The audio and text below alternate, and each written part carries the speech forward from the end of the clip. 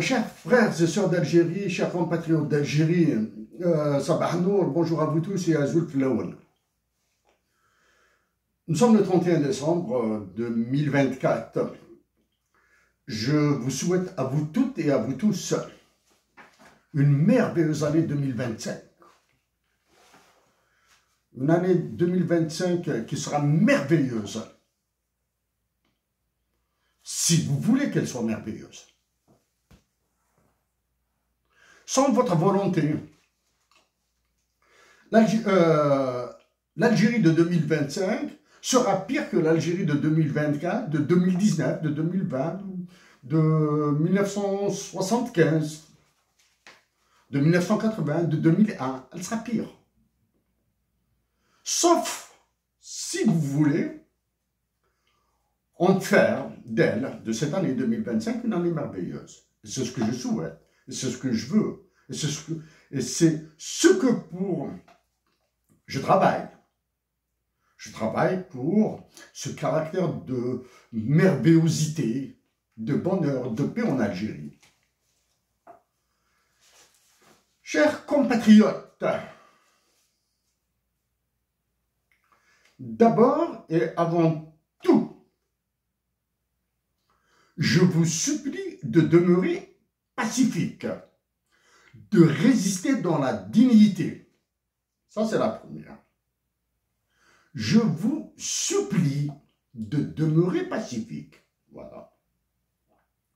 Je vous supplie de résister dans la dignité.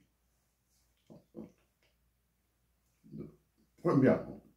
Deuxième.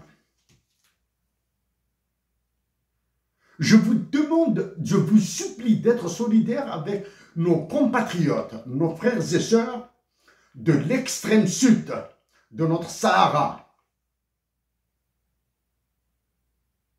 Et à mes frères et sœurs du Sahara, incapable que je suis de reprendre la poésie de Lounas Matoub, je vous demande, je vous supplie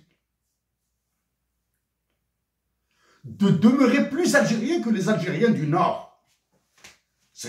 Je réalise la gravité de mes mots. Je vous demande, je vous supplie d'être plus algérien que les Algériens du Nord, plus algérien que les Algériens de l'Est, plus algérien que les Algériens de l'Ouest. Voilà.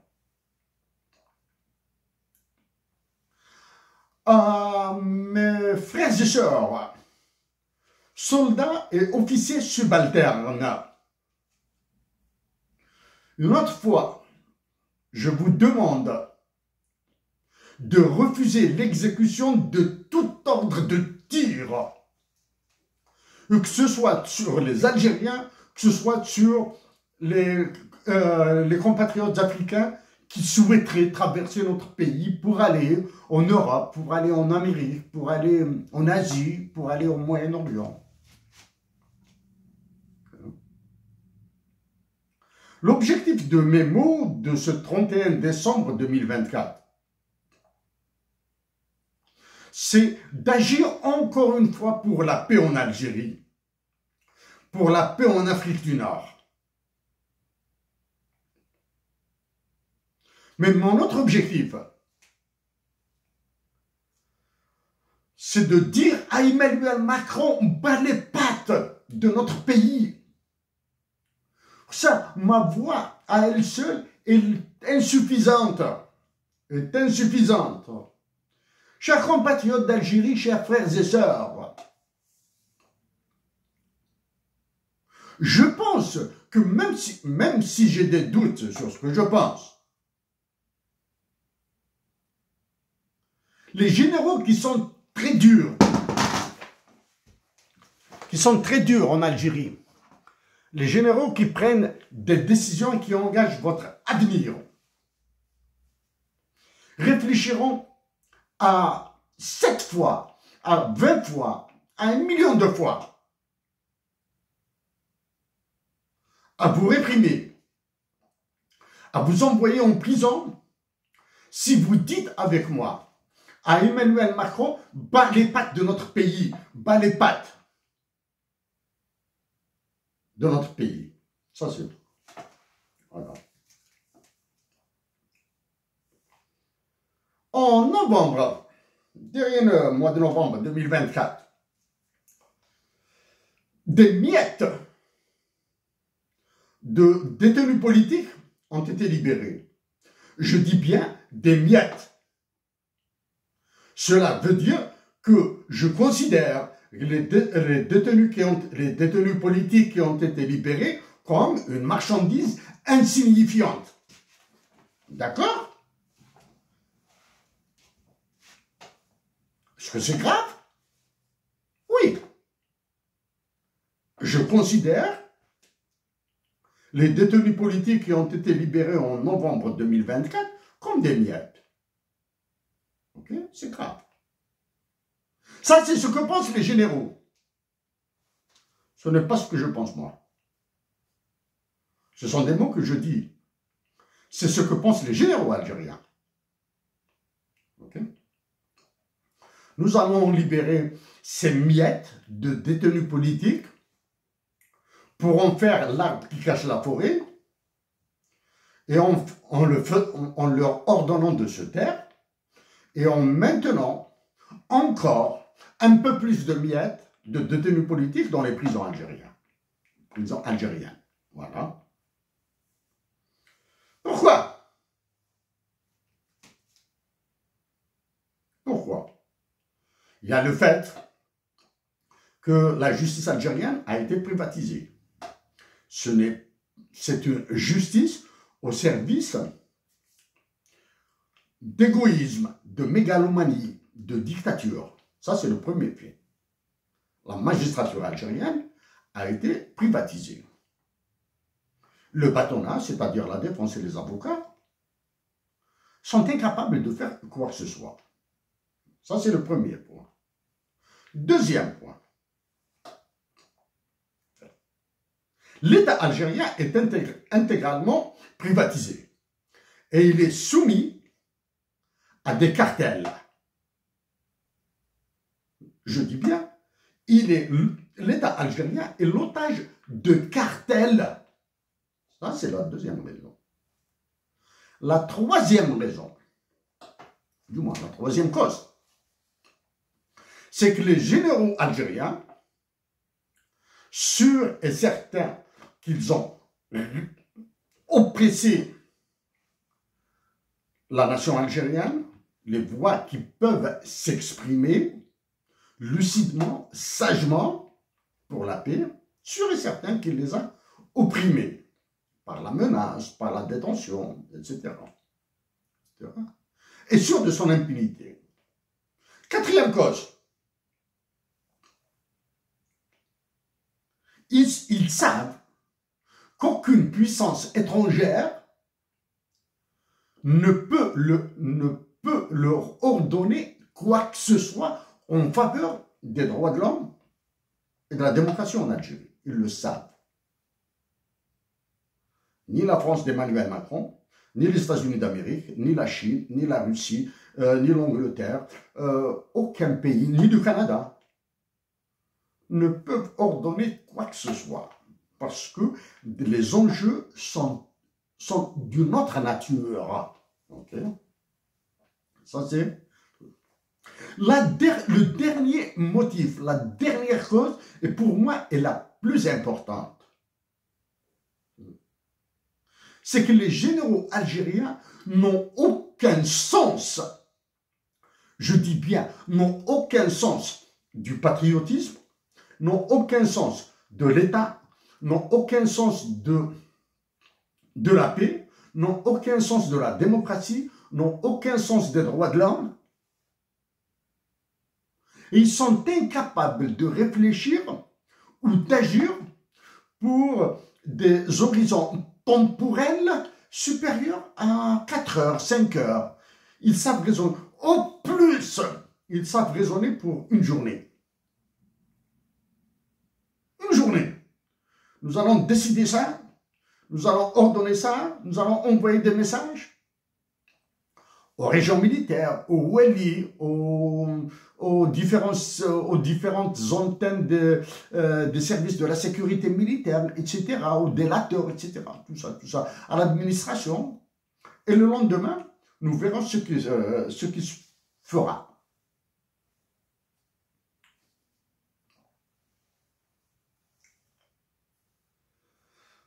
Avant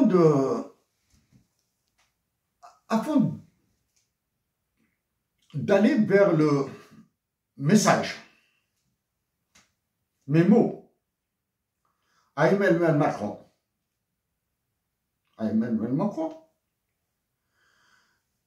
je me dois de parler d'un événement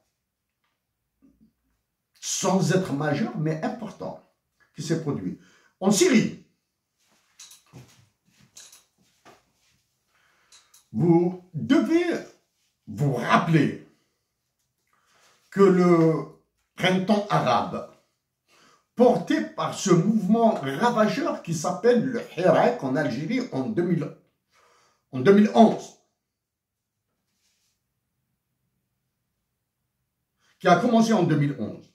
Ensuite, il a explosé en termes de volume en 2019.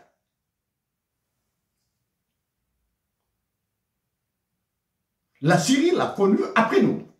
La Syrie l'a connu en 2012. Le printemps arabe qui a ravagé la Syrie a commencé en 2012. Donc, pour sortir de l'information omnibus que vous entendez par-ci, par-là, des banalités journalistiques que vous entendez sur les chaînes de télévision françaises. Hein. Bon, les chaînes de télévision algériennes, j'ignore, mais les chaînes de télévision françaises avec complètement avachis au service de Macron, sont une énorme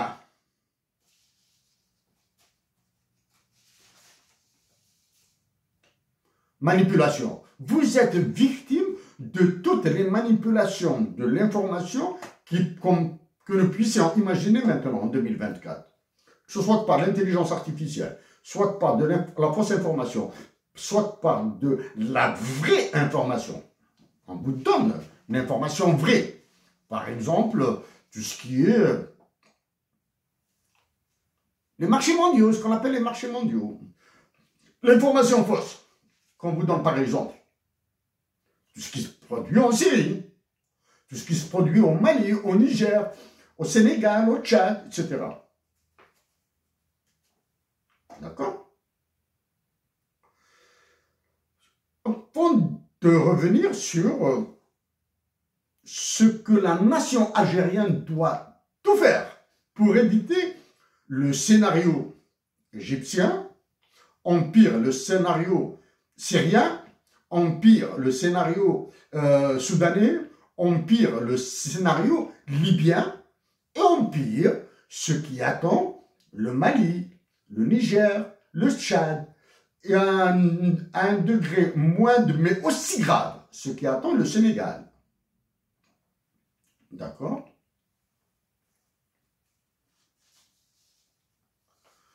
Donc, il y a donc l'élément. La Syrie, donc.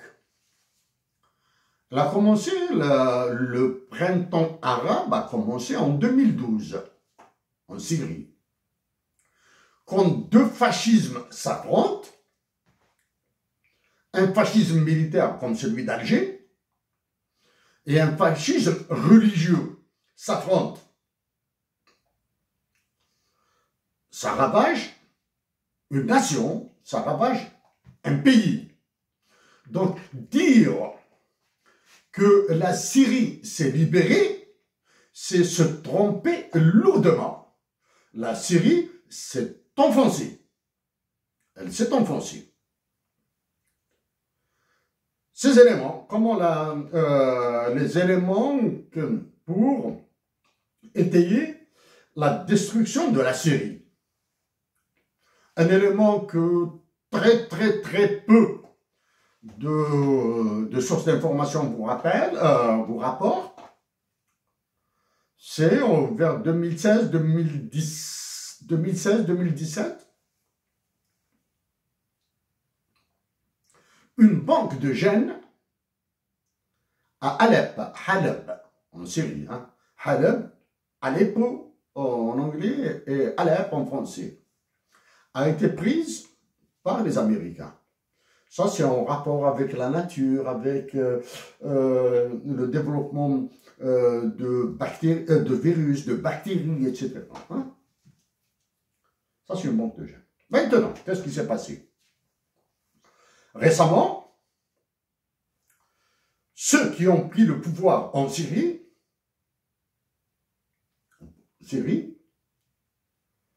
ont présenté, apparemment, présentent une face agréable.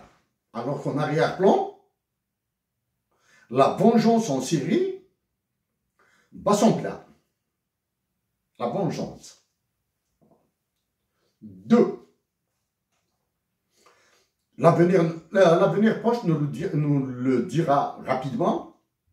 Il est impossible d'aligner toutes les factions islamistes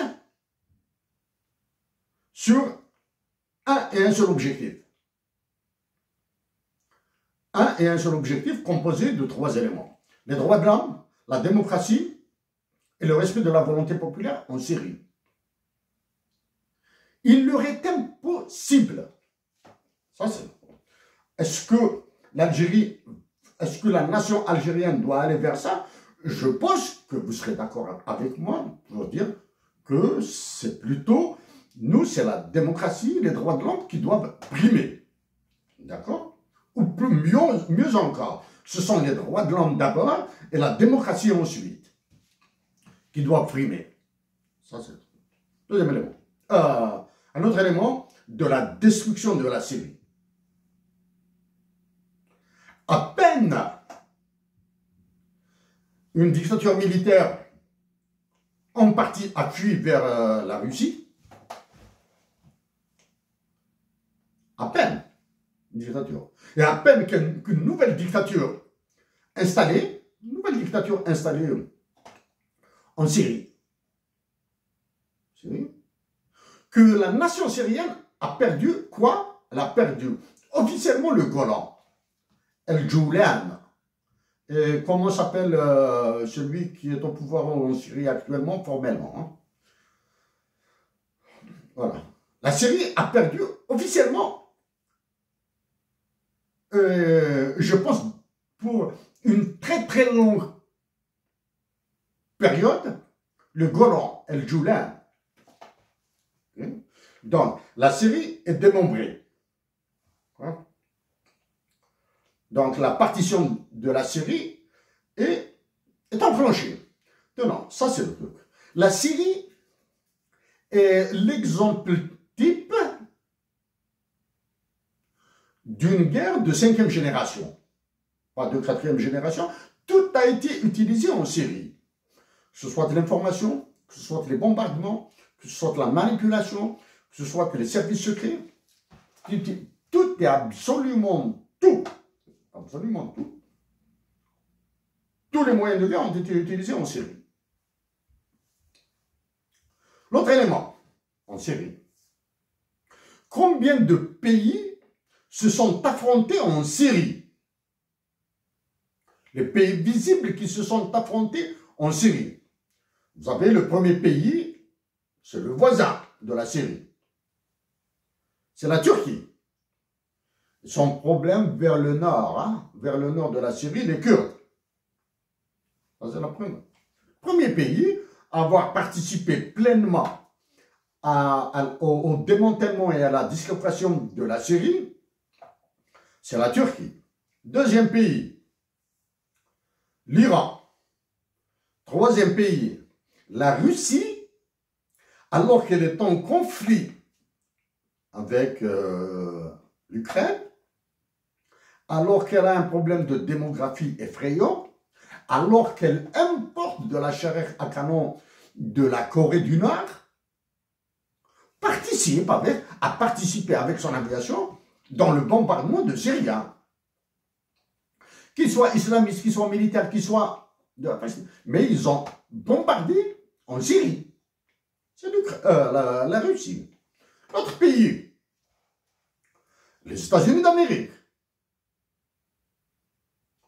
ils ont appuyé toutes les factions qu'ils soutenaient et même maintenant ils les ont filtrées. C'est-à-dire ils ont désigné quelle serait probablement la faction religieuse avec laquelle ils traiteront, c'est-à-dire avec laquelle les États-Unis traiteront, et quelles sont les factions, les vestiges de la dictature militaire syrienne qui sera utilisée.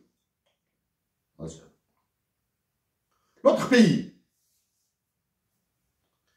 peut-être,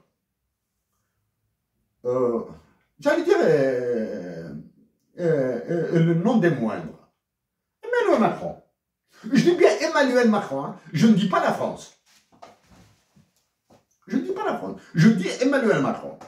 Emmanuel Macron, à qui je m'adresserai juste après, là, hein, dans sa mégalomanie, dans son intelligence, veut garder la Syrie dans le giron français.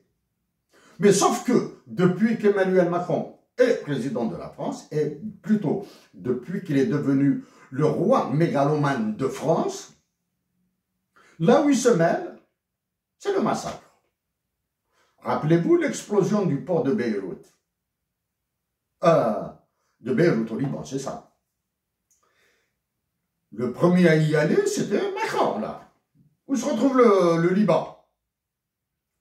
Dans du moins, dans les effets directs de la dislocation de la Syrie. Le Liban est en train de d'être foutu en l'air. Tenons, pour synthétiser,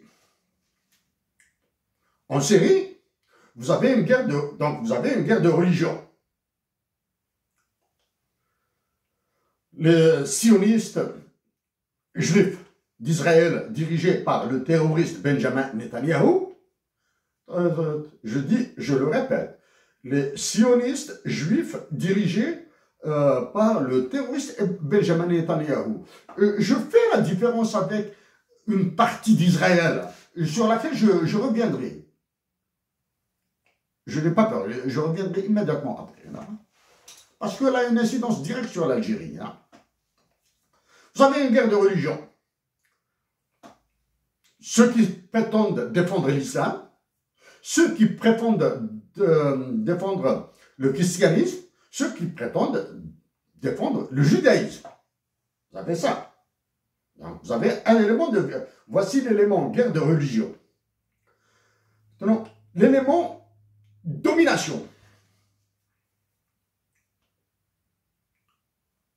Il est hors de question pour l'OTAN, les pays occidentaux, surtout ceux qui sont dans l'alliance de l'OTAN, de mettre en position de faiblesse Israël. Ils doivent en faire plus que le gendarme de la région, ils doivent en faire le roi de la région. Ça, c'est... L'autre pays qui a participé et qui va continuer à agir en Syrie, c'est l'Iran. Vous avez tout. Vous avez l'élément religion, chiite sunnite. Vous avez l'élément économique. L'Iran a besoin de l'économie syrienne et les Syriens ont besoin de l'économie iranienne. L'armée syrienne a besoin de l'armée iranienne. L'armée syrienne a besoin de l'armée iranienne. L'armée iranienne, elle se développe là. Quels sont les autres pays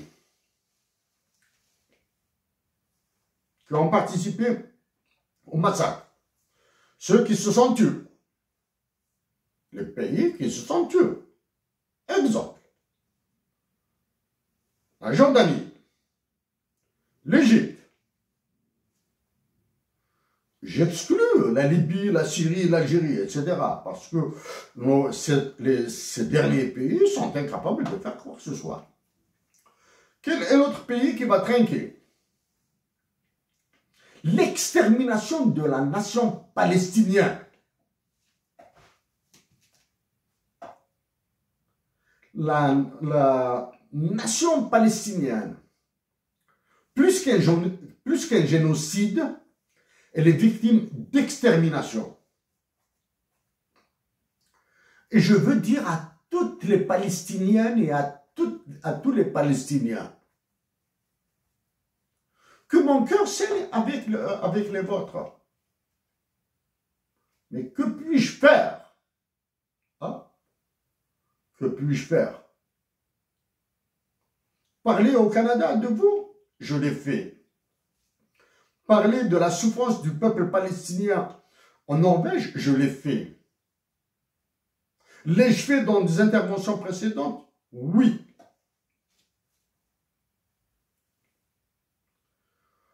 En exterminant la nation palestinienne, il y a des territoires qui vont se libérer pour les Israéliens extrémistes, sionistes.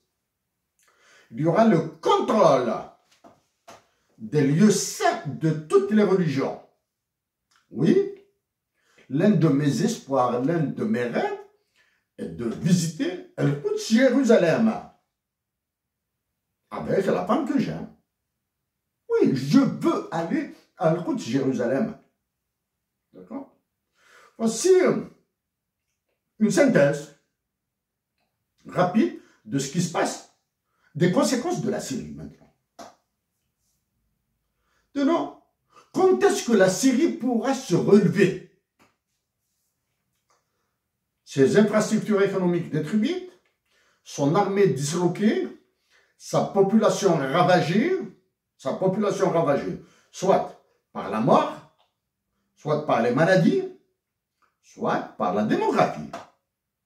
D'accord? Quand est-ce? Non. À condition de laisser en paix la nation syrienne, et à condition qu'elle ait des directions politiques saines, et à condition qu'il y ait le sentiment de propriété chez les Syriens intact, il faudra minimum 50 ans pour que la Syrie se redresse. Quand j'étais en Norvège, j'ai rencontré des réfugiés syriens avec qui j'ai discuté, etc. Sans faire de corrélation ou de causalité ou dire que c'est juste ou c'est faux, etc. J'ignore le poids des régions en Syrie. Donc ces Syriens m'ont dit, le jour où Soueïda se soulèvera, là le régime de Bachar al-Assad sera foutu en l'air. Soueïda, c'est une ville au sud, plutôt au sud-ouest de la Syrie, hein, Soueïda. C'est une petite région, insignifiante. Mais d'après ces réfugiés syriens que j'ai rencontrés en Norvège, on dit que c'est l'une des régions qui pourrait faire basculer tout le pouvoir politique et militaire en Syrie. D'accord. Et apparemment,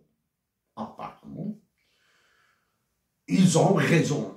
J'ai suivi l'information de ce qui se passe en Syrie. Oui, j'ai vu que Soueïda est rentré dans un cyclone de soulèvement, de manifestations qui ont duré peut-être une semaine. Une semaine après, le président de la Syrie et certains de ses proches sont partis en Russie.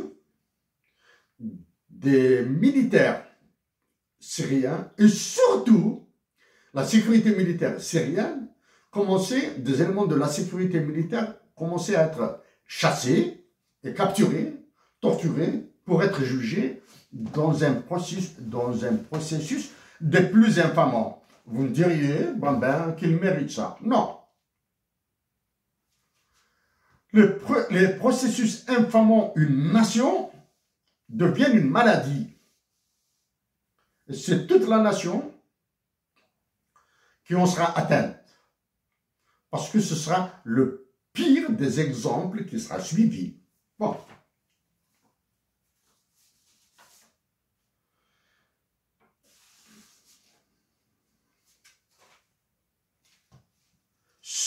Après avoir fait ce topo sur la Syrie, je viens maintenant à une certaine agitation autour de l'Algérie.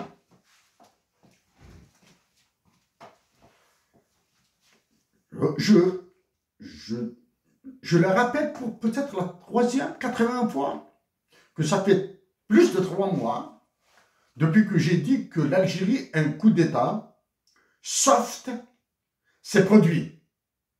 Un coup d'État s'est produit. Chaque jour qui passe, certaines informations le confirment. Le dernier élément de confirmation, c'est l'histoire de décret concernant le ministre délégué à la Défense nationale qui siège au Conseil des ministres, etc., etc., et le déplacement, certains déplacements à gauche et à droite. Chaque jour qui passe confirme le coup d'État. Ce coup d'État est une autre catastrophe qu'il faudra arrêter. Il faut arrêter ce coup d'État. Est une autre catastrophe qu'il faudra arrêter. Cette catastrophe s'ajoute à la catastrophe de la destitution de l'ancien président en 2019. Hein? L'état-major, le chef d'état-major qui se montrait à la télévision, etc., et qui a été rappelé à Dieu, a commis une catastrophe. Il a déclenché le cataclysme. Celui qui est actuellement prétendument chef d'état-major l'a multiplié par 33. D'accord? Il l'a multiplié par 33. Il a multiplié le cataclysme par 33. Donc, quand vous déclenchez un processus de similitude entre l'Algérie et la Syrie, donc nous risquons de subir le même sort que la Syrie. Comment le subirons-nous?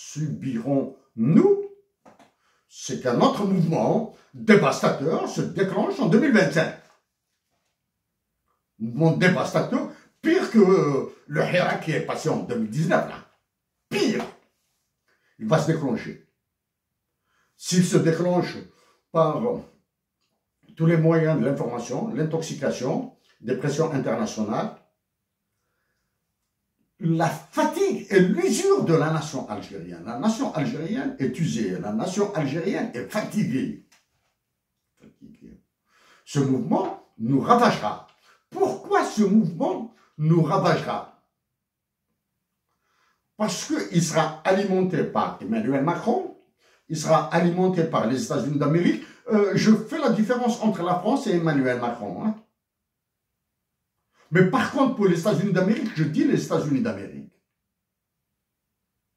Parce qu'aux États-Unis d'Amérique, tout est intégré là. Et je profite dès à présent d'éviter de donner trop d'importance au futur secrétaire d'État, ministre de la Défense des États-Unis d'Amérique, Marco Rubio. Il faut éviter de lui donner trop d'importance. Hein. Il sera là parce que la politique étrangère des États-Unis d'Amérique, elle vise la Russie et la Chine et l'Inde.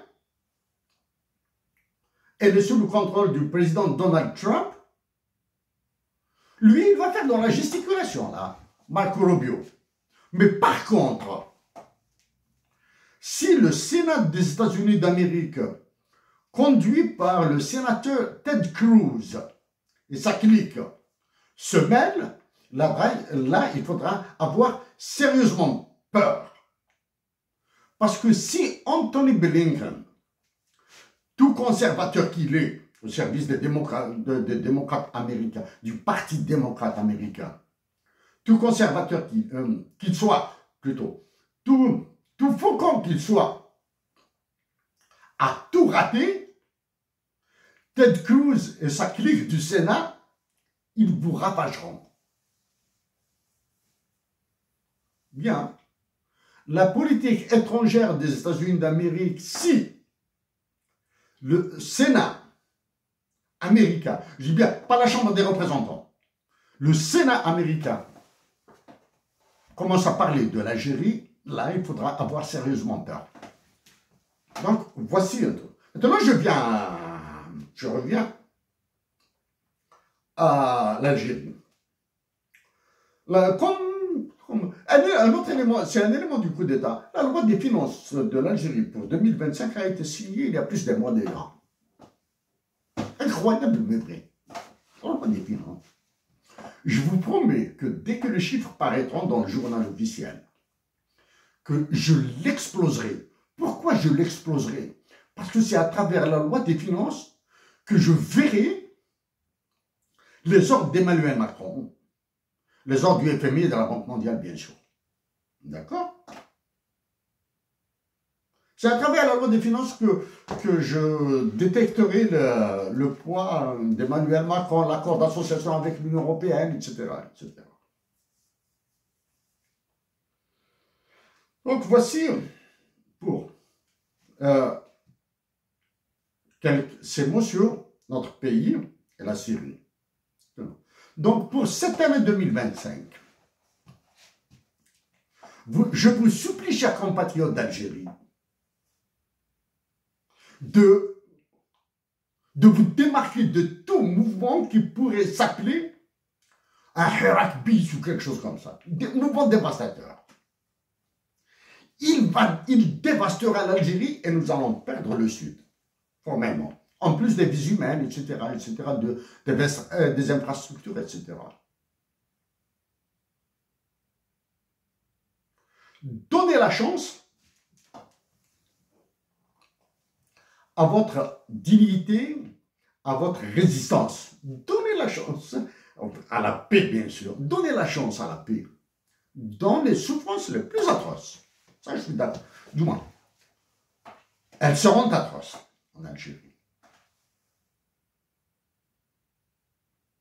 Je suis le premier à avoir appelé à une révolution des œillets en Algérie. Je suis le premier à avoir appelé à une révolution des œillets, à une révolution qui sera conduite par des généraux patriotes, par des officiers supérieurs, colonels, etc., patriotes. C'est une condition nécessaire. Le réveil et un soulèvement des magistrats, procureurs, juges, magistrats, est la condition suffisante. Je dis bien, une révolution des œillets conduite par des généraux, des colonels, des commandants, lieutenants-colonels, tout type de généraux là, est une condition nécessaire. Mais c'est le soulèvement des magistrats qui sera la condition suffisante. Donc maintenant, le soulèvement, une révolution des œillets, conduite par des généraux, et un soulèvement par les magistrats, sera la condition nécessaire et suffisante pour assurer la paix et le maintien de l'intégrité du territoire national. Une révolution des œillets par les généraux, les colonels, etc., commandants, est une condition nécessaire, mais non suffisante. Le soulèvement des magistrats est une condition suffisante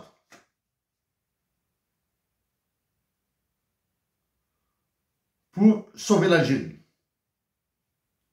Mais cette condition suffisante aura un coût en vie humaine immense. D'accord? Je le répète. Il y a un trio de dictatures militaires au monde. L'Algérie, la Birmanie et le Tchad. S'il y avait des Jeux olympiques de dictature militaire, elles auraient eu les 3 places. Les 3 premières places du podium. L'Algérie, le Tchad et la Birmanie auraient eu les 3 meilleures médailles de Jeux olympiques de dictature militaire. D'accord? Maintenant, s'il y a des généraux patriotes, des officiers supérieurs, des officiers généraux patriotes, je m'en fous des histoires générales de corps d'armée, général de brigade, général, si tout ça existe. Hein. Général-major, etc. S'il y a des généraux et des officiers supérieurs qui veulent conduire cette révolution des œillets, ils doivent la rendre publique, agir secrètement, et je serai parmi les premiers à vous accuser d'être manipulé par les services secrets français et par Emmanuel Macron, sachant qu'il vous a déjà convoqué. Du moins, sachant qu'il a déjà convoqué des généraux à l'Élysée. Je serai le premier à vous accuser d'être manipulé par Emmanuel Macron et ses services secrets, par la CIA, par le KGB, par le MI5 et par le Mossad. Parce que vous allez céder. Ça, c'est le truc. S'il y a des généraux qui sont tentés par une révolution des œillets, et ça sera à leur honneur, s'ils la rendent publique, qu'ils se débrouillent, qu'ils prennent un maquis, qu'ils occupent la première région militaire, ou bien qu'ils décident de bloquer l'état-major de Ain-Nadja, qu'ils se démerdent.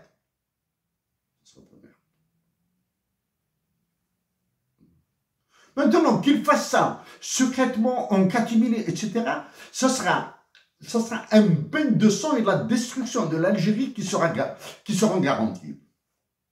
Pourquoi? Parce que les militaires algériens sont incapables de réfléchir seulement plus d'une demi-heure pour des décisions d'une journée. Deuxième raison, ils sont inhabitués, ils n'ont aucune idée de la pensée complexe. Ils raisonnent comme s'ils étaient dans un café mort. Ils raisonnent comme s'ils étaient dans un café mort. Ils croient qu'en agissant comme ils agissent actuellement, la France, l'Italie, l'Espagne qui sont à côté de nous resteront tranquilles. Croient que les mafias algériennes, il y a de la mafia en Algérie, hein, les mafias libyennes, les mafias soudanaises, les mafias du Mali et du Niger, en Mali il y a des mafias, hein, ne croyez pas que ça. Ou bien les mercenaires qui sont au Maroc, etc. Les services secrets qui sont étrangers qui sont installés au Maroc vont rester bras croisés. Non. Ils alimenteront l'explosion de l'Algérie. L'Algérie doit, pour certaines sphères de pensée politique occidentale, l'Algérie is a wrecked state, a failed state qui doit être partitionné, comme la Libye, comme la Syrie, comme le Soudan, comme tout ça là. Donc, comme le Congo, etc. Donc, s'ils sont tentés par une révolution des œillets, à laquelle j'appelle, hein, elle doit être publique et annoncée. Ces histoires de tenir secret parce que, etc., etc. Ou vous avez le cran de sauver la patrie, tant mieux. Mais sinon, les Algériens, moi, je les supplie de demeurer pacifiques.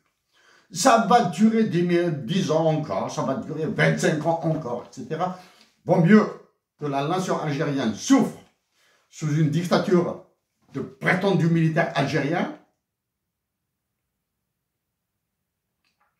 et d'une présidence imposée par Emmanuel Macron. Il vaut mieux qu'ils souffrent. 10, 15 ans, 20 ans, 25 ans, il y aura une nouvelle génération naîtra. Ok? Donc, révolution désirée par les militaires, à condition qu'elle soit publique. Manipulation, manipuler la Kabylie, manipuler le Hogar, il ne peut pas le manipuler parce qu'il est déjà suffisamment manipulé. Hein? Okay? Ça, c'est le. Pourquoi sommes-nous arrivés là?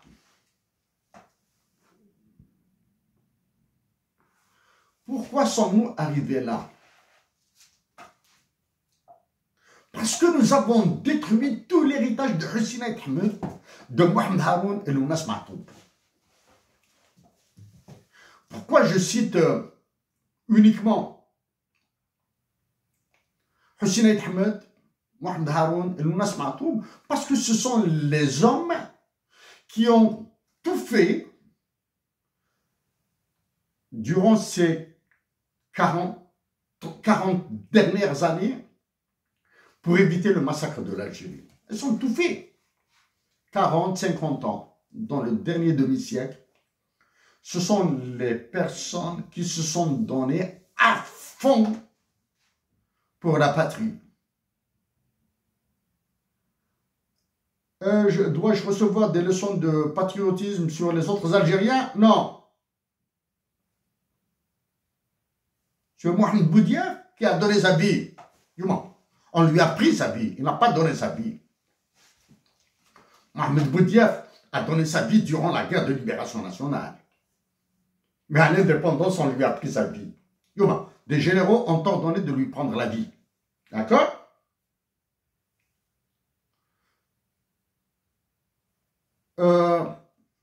Ardouane Osman, qui me revient comme ça, il a donné sa vie pour l'éducation en Algérie.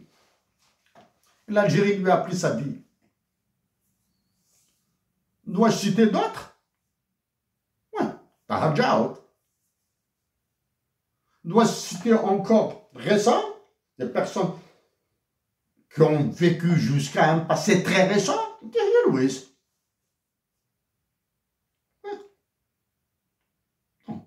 Mais Hussein Ahmed, Lounas Matoub et Mohamed Haroun ont été les parangons de la révolution dont a besoin l'Algérie, dont a besoin la nation algérienne. Donc, probablement que ça peut paraître complexe, compliqué ce que je dis. Peut-être. Je vais le ramener un peu plus terre à terre. Par hasard, par chance, j'ai entendu une très brève intervention, une très brève séquence de l'intervention de Miloud Chenloufi sur YouTube. Maintenant, est-ce qu'il a fait cette intervention pour la télévision ou la radio algérienne? J'ignore, je ne regarde pas ces détails-là. Miloud Chenloufi, professeur à l'Académie militaire, à l'Académie royale militaire du Canada, Force armée royale du Canada. Il est professeur là-bas. Donc, il vit à Toronto. Miloud Chenloufi, je l'ai rencontré et j'ai discuté avec lui. Miloud Chenloufi. D'abord, mes salutations les plus fraternelles. Suis-je prêt pour un débat carabiné avec toi? Oui, je le suis. Je le suis. Pour un débat ultra carabiné, je le suis. Que ce soit à Montréal ou à Toronto, je viendrai là où tu veux. Dis-moi, venir à Montréal, ce serait mieux que je vienne à Toronto. Ça ne me dérangerait pas du tout de venir à Toronto. Faire un débat carabiné avec toi. Dans quelles conditions nous nous sommes rencontrés? C'était lors de l'une de tes conférences à la Place des Arts à Montréal. L'année 2013, 2014, je ne me souviens plus, en tout cas ça remonte à une dizaine d'années. Je l'ai dit à plusieurs reprises et je le redis maintenant. Ta conférence sur la guerre de libération algérienne fait partie du top 5 des plus belles conférences à lesquelles j'ai assisté en Amérique du Nord. Okay. Elle fait partie du top 5.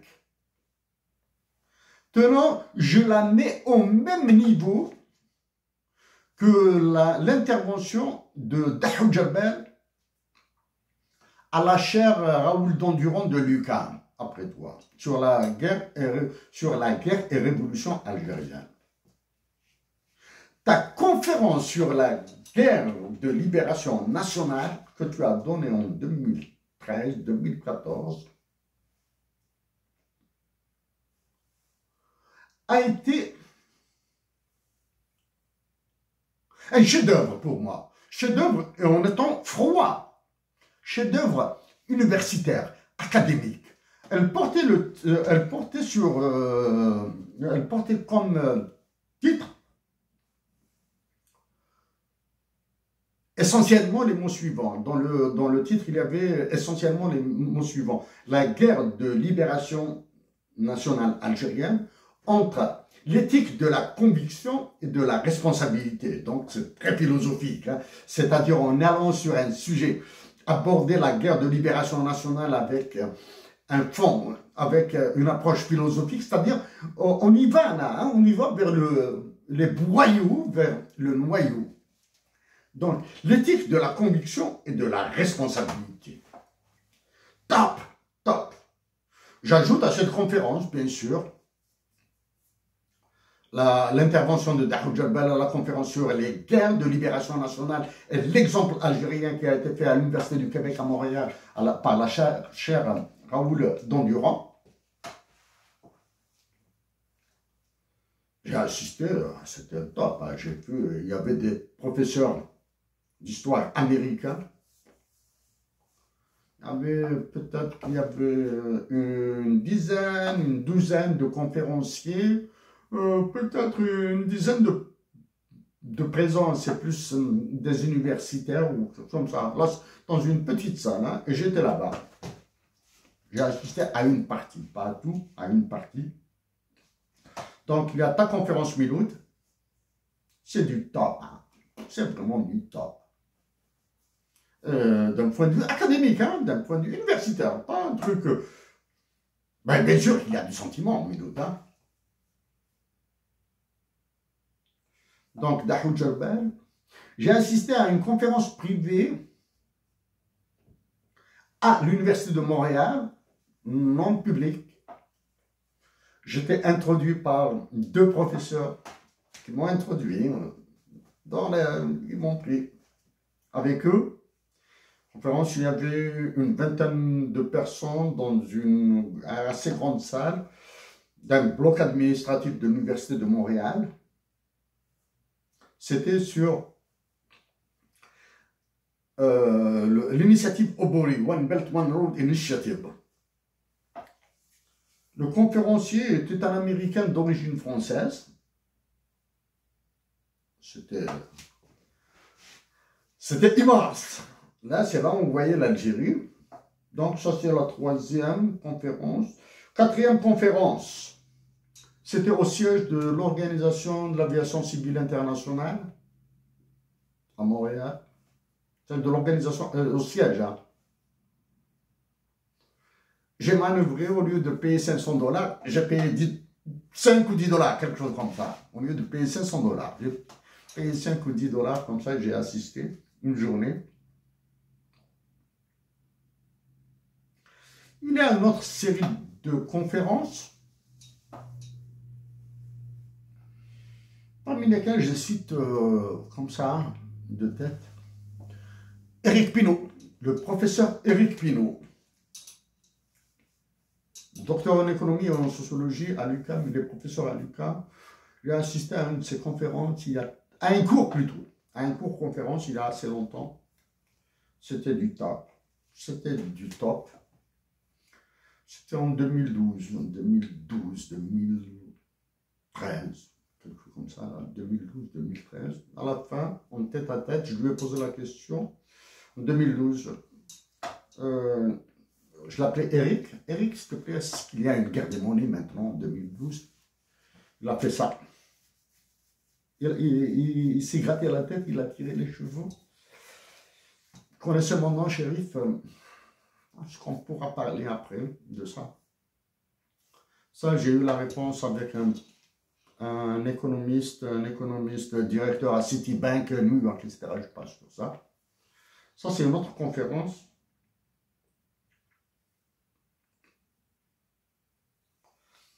Il y a d'autres conférences comme ça à Toronto. Donc, Milo Chiloufi à Toronto, j'ai assisté à 2 conférences à Toronto.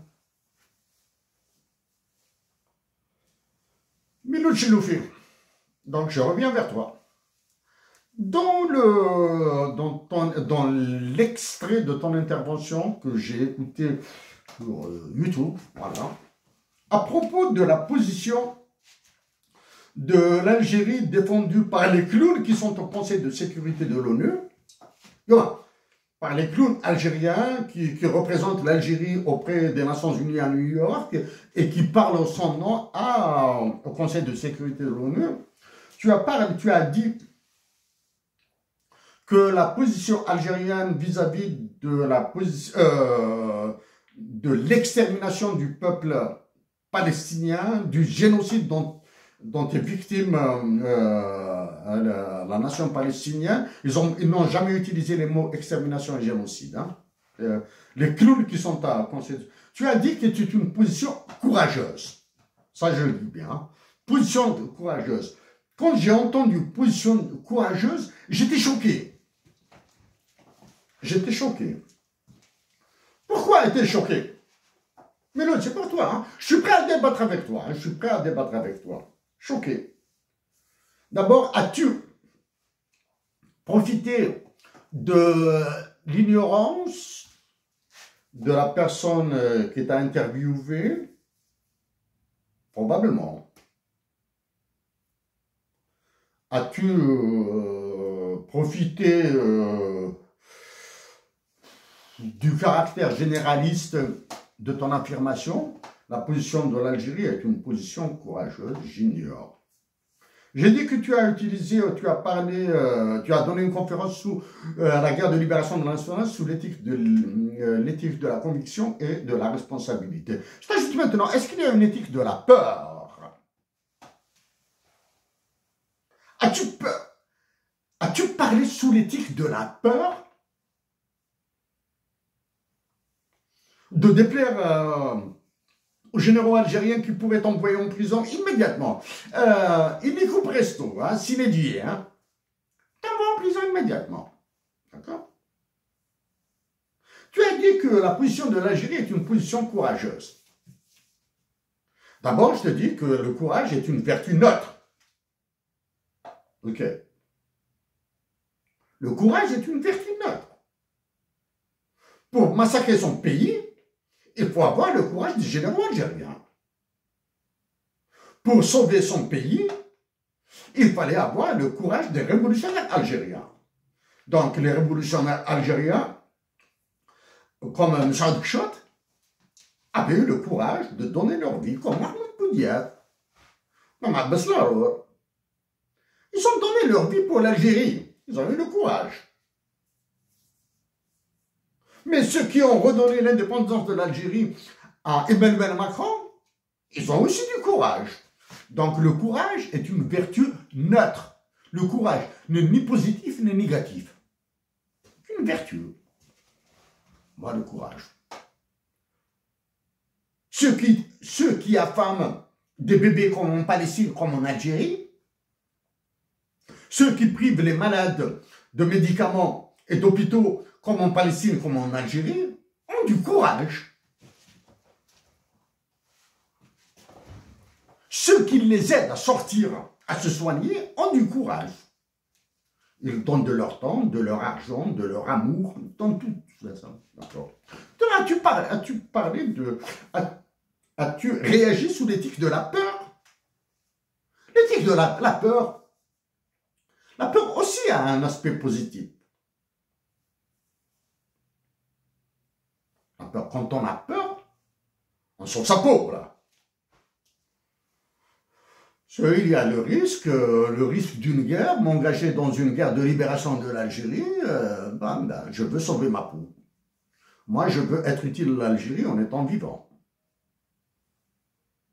J'ai peur de mourir, donc je veux rester vivant pour l'Algérie.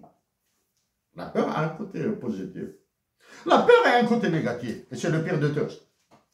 Si les généraux algériens sont en train de massacrer l'Algérie comme ils le font actuellement, j'évite de parler de gouvernement, hein, parce que il faut écouter ce qui a été dit sur le gouvernement syrien, etc. Oh, et j'en ai dit pas déjà. Hein. Et j'attends la loi des finances pour revenir dessus.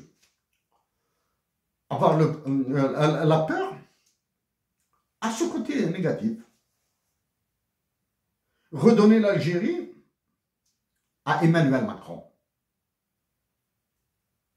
En ayant peur pour eux-mêmes, pour leurs biens, leurs richesses, leur avenir, pour leur vie, pour la prison, des généraux algériens, plus des civils, hein, il y a des civils dans la marmaille là, ont redonné l'Algérie à Emmanuel Macron.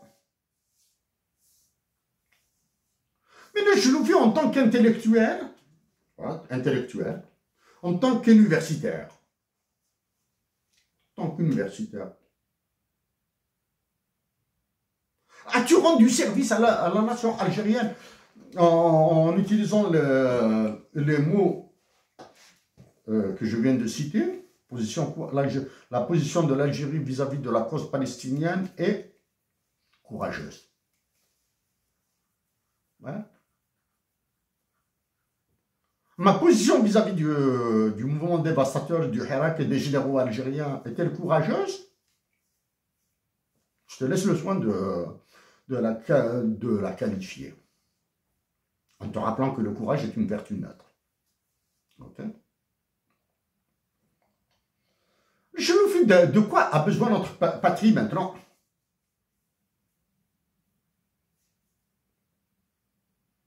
Elle a besoin du réveil de ses élites universitaires, élites académiques, pour lui dire la vérité nue, une vérité nue. La voici telle qu'elle est. Exemple de vérité. Au lieu de toi qui connais très bien Thucydide, au lieu d'utiliser Thucydide dans des explications théoriques, moi qui rejette un petit peu les Grecs là pour d'autres raisons, hein, pour des raisons philosophiques, etc. Au mieux, si depuis 1962, depuis l'indépendance de l'Algérie, les académiciens, les intellectuels, les universitaires algériens ont parlé de la révolution algérienne et des révolutionnaires algériens, surtout ceux qui se sont installés en Algérie, les Abban Rdan, Hussein Ahmed, Ben Boulaïd, etc., les Douche Mourad, tous les révolutionnaires là, les Hassib Bambouali, etc., elles seraient devenues les Thucydides de temps moderne. La révolution algérienne est une référence universelle. Et la révolution algérienne est valable, urbi et orbi. Nous, là, on bassine Thucydide, comme du moins, Thucydide, je ne sais pas citer, mais j'ai cité Kenneth Waltz et d'autres. Je t'ai cité toi, je t'ai cité Dahoud Jalbel. Ok? Je me suis fait un devoir de tirer à boulet rouge sur Benjamin Stora et Xavier Drioncourt. Non, l'Algérie a besoin d'une vérité nue. Exemple de vérité. Les Algériens doivent reposséder leur patrie. Ils doivent reposséder leur patrie. Ça, c'est la première. 2, ils doivent se battre pour les droits de l'homme et de la démocratie d'abord. Voici les 3. Si tu ne possèdes pas ta patrie, tu ne peux pas aller plus loin là, pour les droits de l'homme et la démocratie. Il faut dire aux Algériens là qu'ils doivent résister et qu'ils doivent se remettre au travail. L'Algérien est improductif. il faut le dire. Mais la stérilité de la production algérienne est due justement aux dictatures militaires et à la conciergerie qu'ont constitué la présidence de la République, toutes les présidences de la République.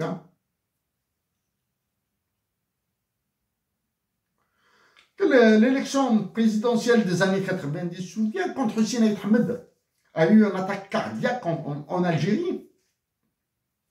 Il y a de quoi être fataliste. C'est Sinaï Ahmed et Mohamed Boudiaf ont échoué, alors qu'un général a régné sur l'Algérie en la massacrant, en la donnant aux autres. Le général là qui habite Batna, là. Il est au silence maintenant. Alors que des généraux peut-être que l'armée algérienne est celle qui compte le plus d'officiers généraux en prison dans le monde.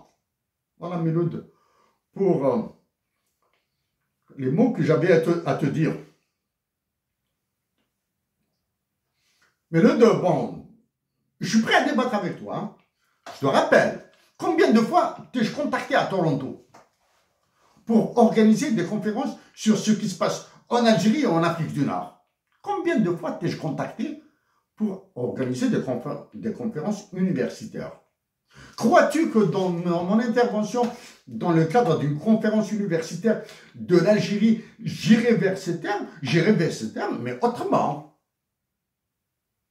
en présentant des chiffres, en présentant des structures politiques, en présentant des théories politiques. Mais sans citer des généraux comme ça, là. Citer un général, ça m'emmerde. Le langage que je suis en train d'utiliser actuellement m'énerve. Je le vis, moi, je suis passionné par le théâtre, un peu moins que la peinture. Toi, tu aimes la peinture. Je suis intéressé par le théâtre engagé, par la littérature qui fait mal, qui donne des mots de tête. Je suis passionné par les mathématiques, pas par cette connerie-là. Je suis en train de perdre mon temps, là, hein, à parler comme ça, là. Du moins, perdre mon temps, non. Du moins, j'espère faire gagner du temps aux Algériens, même si je perds le mien. Mais maintenant, dans cette dernière partie, je t'invite humblement à écouter à ce que je vais dire à Emmanuel Macron. C'est lui, le ravageur numéro 1 de l'Algérie. C'est lui le ravageur numéro 1 de l'Algérie. Hein. Ceux qui sont à Alger, là, ils ne sont que des instruments. Écoute là. Mais il dit, je suis obligé de souffler, de boire à main. De boire à main. Et revenir sur Macron. Macron, c'est une peste, je précise, politique. Emmanuel Macron est une peste politique. Emmanuel Macron est un cancer, C-A-N-C-E-R, diplomatique. Je t'invite à écouter ce que je lui dirai, parce que c'est depuis 2016 que je suis en guerre avec lui.